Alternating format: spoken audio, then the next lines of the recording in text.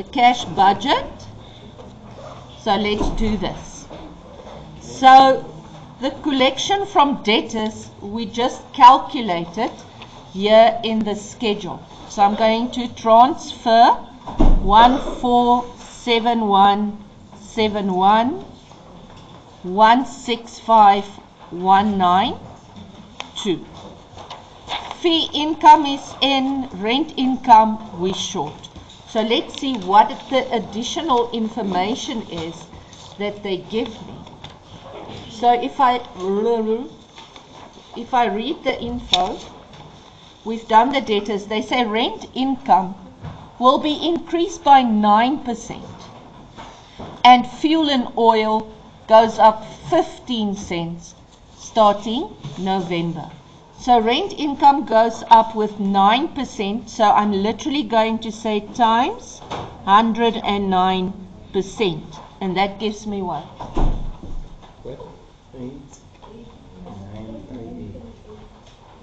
Okay, and they say the fuel and oil is going up 15 cents. Now we all know it's 100 cents is a rand, ne?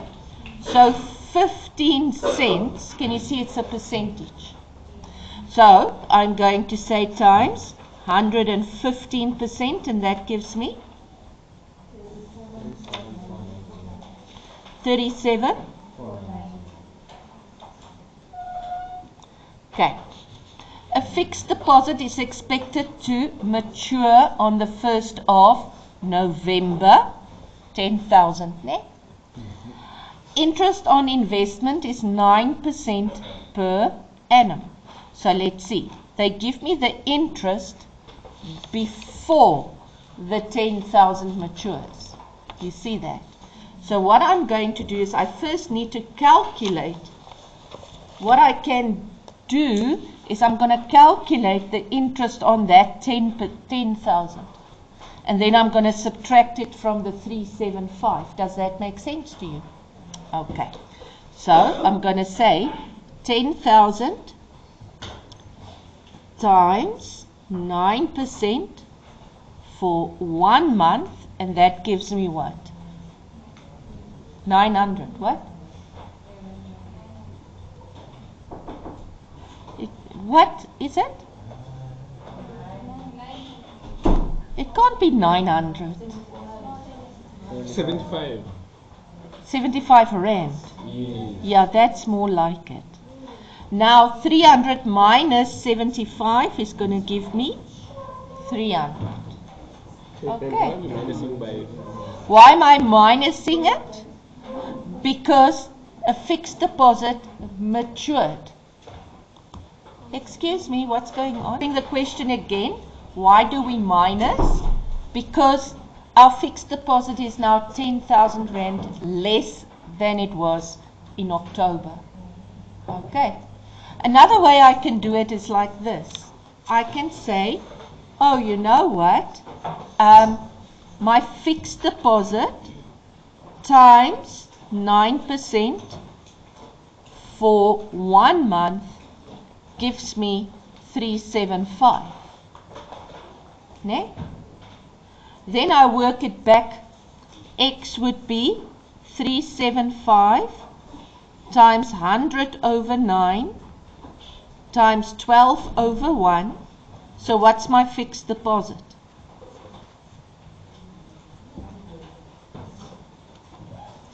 Anybody? 50,000. So now they say 10,000 matured.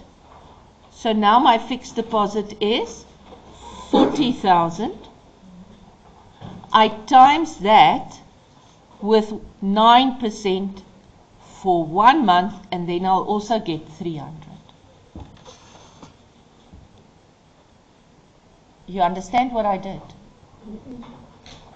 Okay, so what I did is I saw my interest here is 375, and they did tell me it's 9%. So if I use that 375 and the 9%, and I know it's for 1 month, I can work it back to the original fixed deposit. You shop with that. Okay. Now they tell me November 10,000 matures. So 50 less 10 means now my fixed deposit is 40. 9% for 1 month gives me 300. The other way that I did that is shorter is I'm saying, oh, I'm going to get interest for 10,000 Rand less than October. So I work out the interest on the 10,000. It gives me 75 Rand. So I take it off from the interest from last month because I'm no longer going to earn the 75 Rand. Is everybody sure? Okay. Next one. Interest on loan is payable monthly. The loan balance for October was 300,000. So 300,000, they say it's 11%, 1 month, and that gives me what? No. 330 is 1,100. No. 110. 700. Huh? 2,700. For 1 month. Yes. 2,750. So both will be 2,750. Okay. Salaries are paid to the 5 drivers employed by the firm. All drivers are expected to get a 6% inflationary increase during November. So, can you see it's going to be 6% more? Is this a good increase? Yes. Why? Because it's way more, it's 2% more than current inflation. Eh? And a good increase, you always measure it by inflation plus 1. So what does this give me? 27030. Yes. Okay.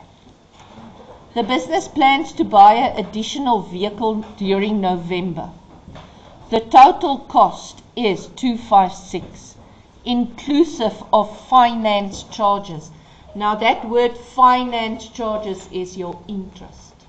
Okay, so just make a note. When they talk finance cost, it's always your interest. A deposit of 10% is payable. Okay, so if I look at that, the deposit of the first monthly installment will be paid during November. Okay, so 256 times 10% gives me 25,600. Yes. Now, if I say 256 less The deposit. 25,600, I get how much I must still pay, which is 2. And I divide that by 60 months. So what's my installments? 3. Huh? 40. Okay. So now I see here they only gave me one line for purchase of vehicles. Yes. When do I start paying back? Also November. So I'm going to add those two for November, but December will only be the 3,840. Here it will be 29. There's no December, man. It's November. Oh, okay. Sorry. How much is this? Sorry. Okay. Commission income is a fixed percentage of the cash fee income. So, I need to calculate what it is. Here's my commission. Here's my fee income. So I want to calculate the percentage. So if I say 4,650 and I divide it by the 62 times 100, I will get the fixed percentage, which is what? 7.5%. 7.5. So now to get this commission, I'm going to say 65,400 times 7.5%, and that gives you 4. Okay. The owner draws 500 cash. Consumables I don't show. Sundry expenses is going to increase 2.5%. So times 102.5%, and that gives me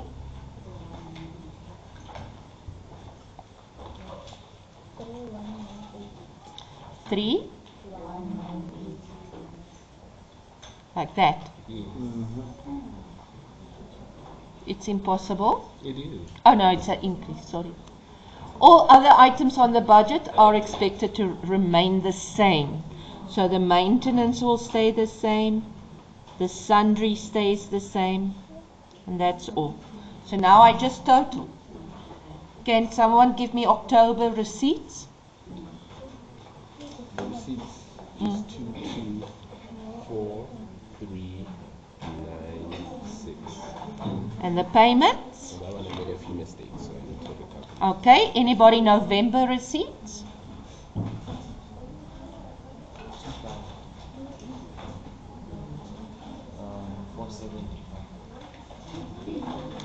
And payments. October payments. Anybody October payments? Kia? Did you add for me? Okay, 10 pounds. Oh, Anybody? 9-1. And payments for November.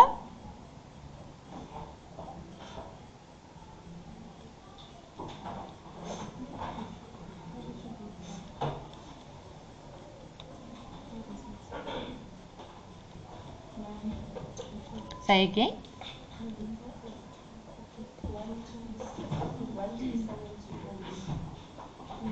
Can you guys see they gave me the surplus? So I could have just said 224 minus 131 and also got the 912. Yes. Okay. for sure. Okay. Everybody agree?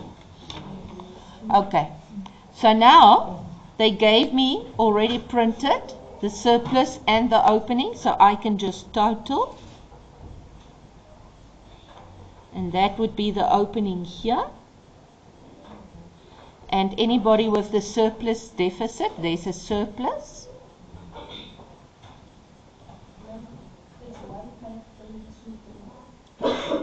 $153,230. Thank you, baby. Anybody with the surplus? Come, guys. You all got calculators. 254735 less 153,230 gives me 5 0 5 1 1 no 101. Is that right? 101. What am I doing?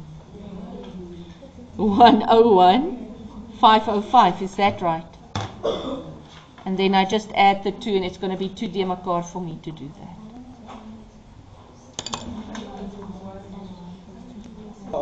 My brain does not exist. I'm going to do November here.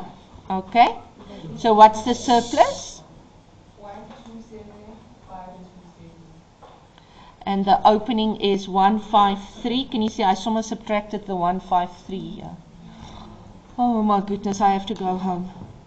And then I total. It gives me 7 0 7 10 8 2. Please tell me. Is it a 2 or 3? It's a It's a please 3.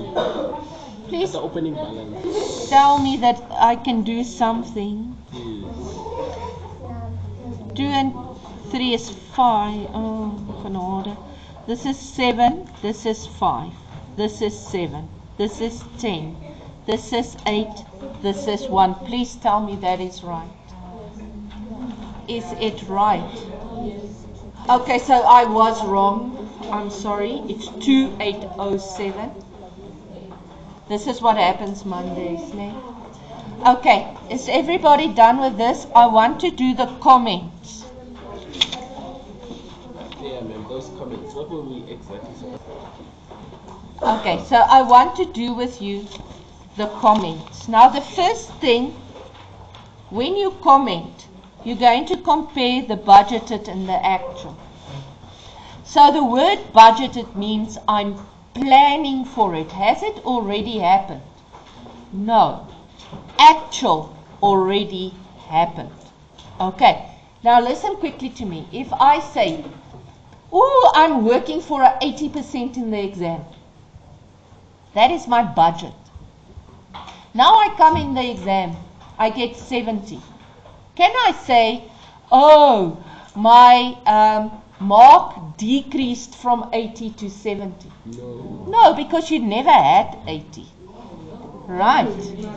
Okay. So now, if I look at this, can you see your maintenance? You budgeted 24, but your actual is 21. Can you say it decreased? No. No, because you never spent the 24. You only planned it. Okay. So now when they want the comment, you're going to say, the budgeted or the actual, and then you quote 21,380 is less than budgeted 24,500. Now, the thing with maintenance of vehicles, I don't know if you know it, but how vehicles work is every 10,000 or some cars every 15,000 kilometers. You have to go for a service. And if you skip that service, then yeah, you save money, but Insurance. your insurance premium is going to go up. But never mind that. What happens is, with a service, they clean your oil out, they replace your spark plugs, they check your brakes. Did you know, and I never knew it till I had a new car, if you have a new car and you service it every 10,000, you never have to change your own oil. The oil with the service is enough to keep you full till the next service. So what happens is, if you skip services, things that's getting to a point where it needs to be replaced isn't replaced. So then it starts making damage somewhere else. You get what I'm saying? So you keep to it. You keep to your services. You never skimp on maintenance. Never. Right. It's like if the chair starts going weird when you sit on it, you go and you fix it. Because if you don't fix it, the next person who comes sits on it and it breaks, and that person has to go to a hospital. Can you see your expenses becomes more and more and more? Okay, so what's your advice? Yeah, it looks like, oh, we saved money. But be careful. Be careful not to go to a substandard person, mechanic. Go to the real mechanic at the real place. Don't take it to the uncle who's got a garage next to you. Ne? And he does it at night after he comes from his day job. Don't do that. Okay, so your advice is, be careful to not, what do you say? I can't say skimp on maintenance. To be careful to not do maintenance well, I don't know how my English is leaving me here. You understand what I'm trying to say? Okay, so then you say to me, what do I want to say? I want to say is, you mustn't skimp on maintenance. Skimp, meaning do it cheap. Don't do it cheap and then it's not well done. No, I can't say that. That's not good English. So then why don't you say do not go for low quality maintenance? Be careful, okay, be careful of low quality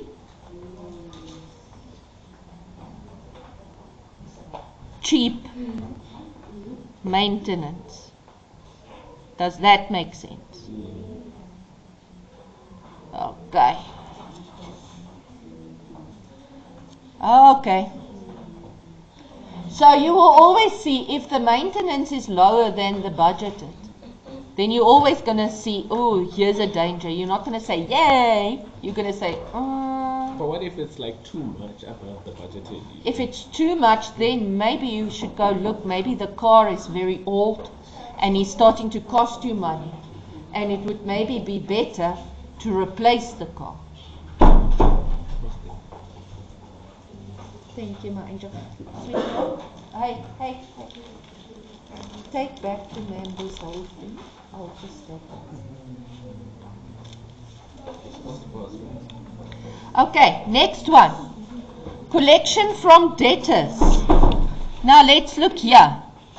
Can you see we budgeted 147, but our actual is only 115. So you're going to say the actual of 115,620 is less than budget 147,171. Can you see this is totally not good? Nay? Why?